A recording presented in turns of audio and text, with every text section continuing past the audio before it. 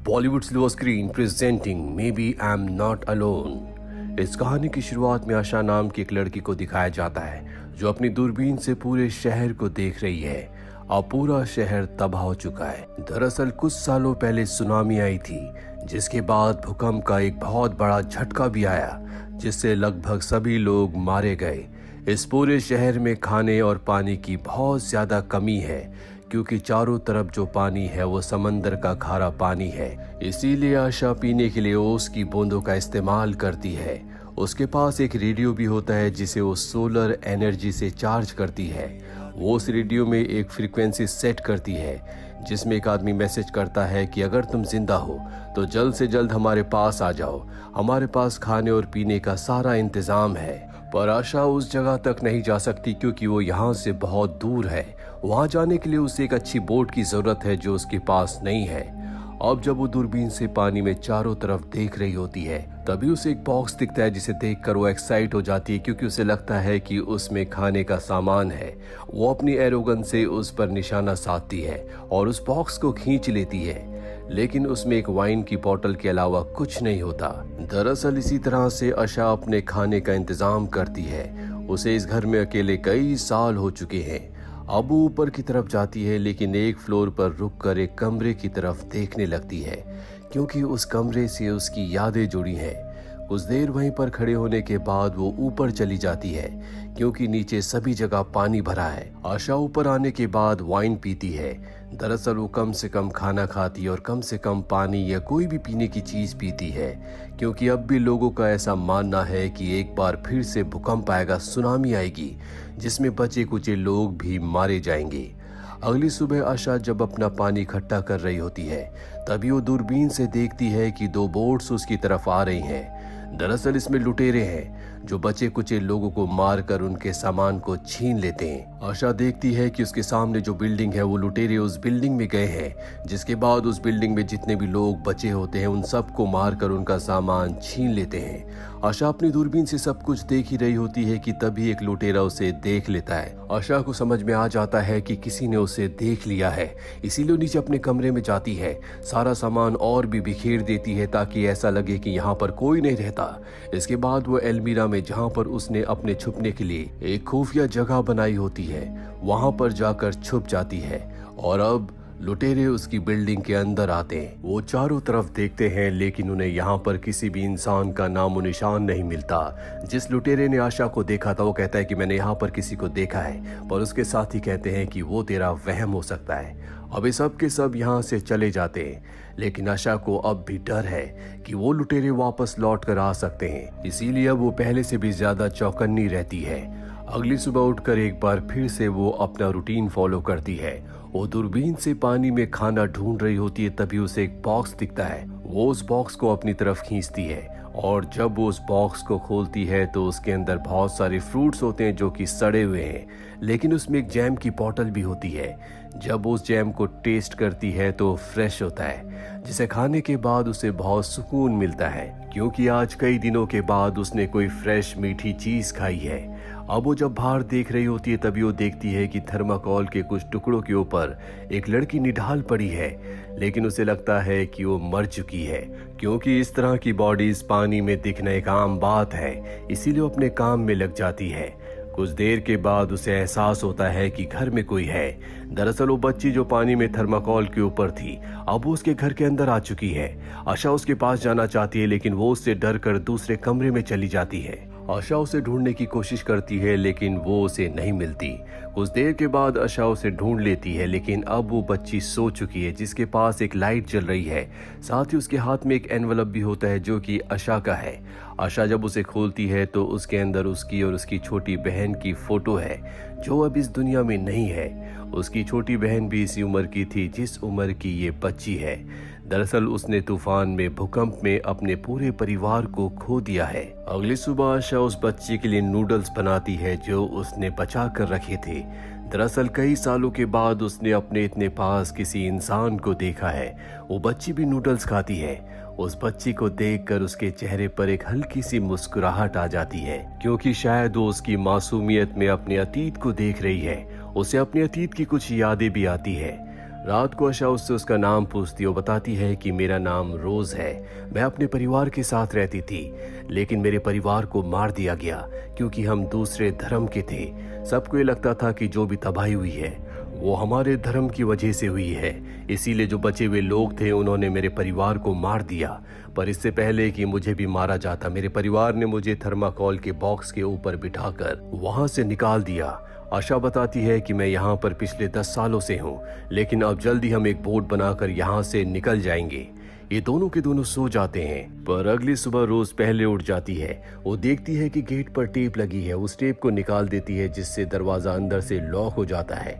आशा जब उठती है तो उसे देखकर बहुत गुस्सा आता है, क्योंकि अब वो यहाँ पर फंस चुके हैं, क्योंकि उस गेट को अब नहीं खोला जा सकता है। दोनों के दोनों ऊपर से अब नीचे नहीं जा सकते। आशा को बहुत गुस्सा आता है, लेकिन जल्दी रोज एक वायर की मदद से उस गेट को खोल देती है।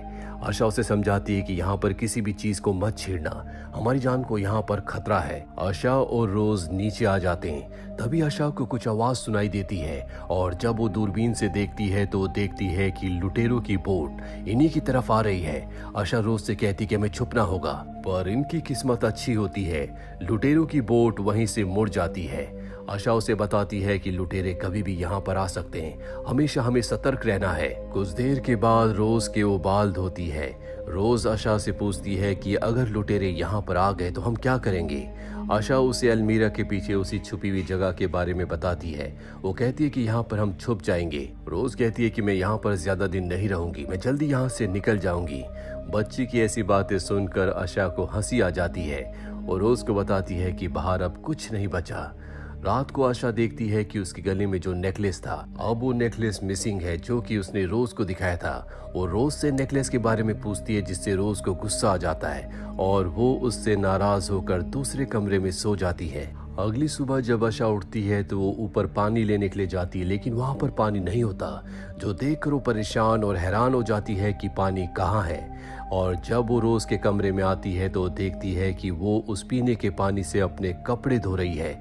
उसे बहुत गुस्सा आता है, लेकिन जल्दी वो शांत हो जाती है, क्योंकि उसे अच्छे से पता है कि रोज एक छोटी बच्ची है। अब वो अपनी अतीत की यादों में खो जाती है, जहाँ पर वो अपने परिवार को देखती है। दरअसल रोज की उम्र की उसकी एक सिस्टर थी, और जो नेकलेस उसके गले में था वो उसी की सिस्टर का था। वो अपनी यादों में इतना खो जाती है कि उसे चक्कर आते हैं और बेहोश हो जाती है। कुछ देर के बाद जब उसकी आंखें खुलती हैं तो उसके पास रोज होती है, जो उसे होश में लेकर आई होती है। अब रात हो चुकी है। ये एक बार फिर से ऊपर जाते हैं, क्योंकि पानी इकट्ठा हो चुका होगा। अंधेरा होने की वजह से रोज स्टेयर्स की लाइट जला देती है। आशा उसे कहती है कि ऐसी गलती कभी मत करना, अगर हमने ऐसा किया तो बाहर से लोगों को पता चल जाएगा कि यहाँ पर कोई है। अब ये ऊपर जाते हैं, और जब ये पानी नीचे ला रहे होते हैं तभी एक बार फिर से आशा उसी कमरे के बाहर खड़ी हो जाती है। रोज पूछती है कि इस कमरे में क्या है, वो उसे कुछ नहीं बताती। दरअसल ये उसकी छोटी सिस्टर का कमरा था। उसके जाने के बाद कभी वो इस कमरे में नहीं गई। ये दोनों के दोनों नीचे आ जाते हैं। रोज को रेडियो मिलता है, जो कि आशा का है। वो उसमें उसी मैसेज को सुनती है जिसमें एक आदमी कह रहा होता है कि हमारे पास खाना पीना सब कुछ है, अगर कोई बचा हुआ है तो जल्द से जल्द हमारे पास आ जाए। रोज रेडियो के साथ आशा के पास जाती है और उसे कहती है कि हमें उस जगह जाना चाहिए। लेकिन अब आशा गुस्से में आ जाती है। वो कहती है कि मुझे नहीं पता कि वो जगह कहाँ पर है, और बोट बनाना इतना आसान नहीं है। दरअसल रोज कह रही होती है कि अब हमें बोट बनाना शुरू करना चाहिए, लेकिन आशा अब यहाँ से नहीं निकलना चाहती, क्योंकि उसे रोज की चिंता है और बाहर हर जगह लुटेरे हैं जो इंसानों को मारकर उनके सामान को जब्त कर लेते हैं। रोज कहती है कि तुम एक कायर हो, तुम यहाँ से निकलना ही नहीं चाहती, और दूसरे कमरे में चली जाती है। कुछ देर के बाद जब आशा उसके कमरे में जाती है तो वो देखती है कि रोज पानी की बोतल से एक राफ्ट बना रही है। आशा कहती है कि ये इतना आसान नहीं है, पानी में शार्क है और हम एक छोटी सी राफ्ट से यहाँ से निकल नहीं सकते। अगर हम शार्क से बच भी गए तो लुटेरे हमें मार देंगे।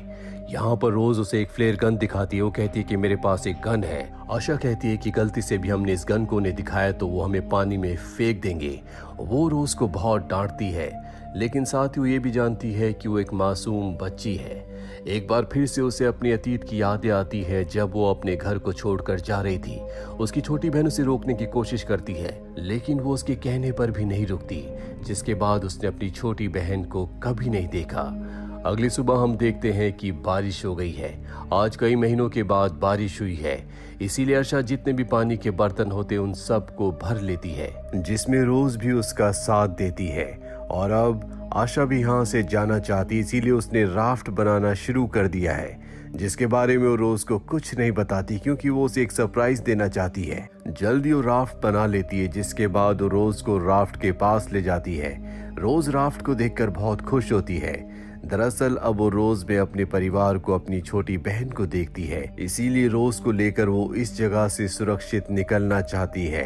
ये सारा खाने का सामान अपनी राफ्ट में रख लेते हैं, जिसके बाद आशा ऊपर जाती है क्योंकि उसे यहाँ से निकलने का सही मौका चाहिए। और जब वो अपनी दूरबीन से देखती है तो उसे लुटेरे अपनी तरफ आते हुए नजर आते हैं। वो जल्दी से नीचे जाती है और सारा सामान बिखेर देती है ताकि किसी को शक ना हो कि यहाँ पर कोई रहता है। इसके बाद अलमीरा के पीछे जो एक छुपने की जगह है, वहां पर वो रोज को छुपा देती है। रोज कहती कि तुम भी आ जाओ, लेकिन आशा अंदर नहीं जा सकती क्योंकि वहां पर सिर्फ एक ही इंसान रह सकता है।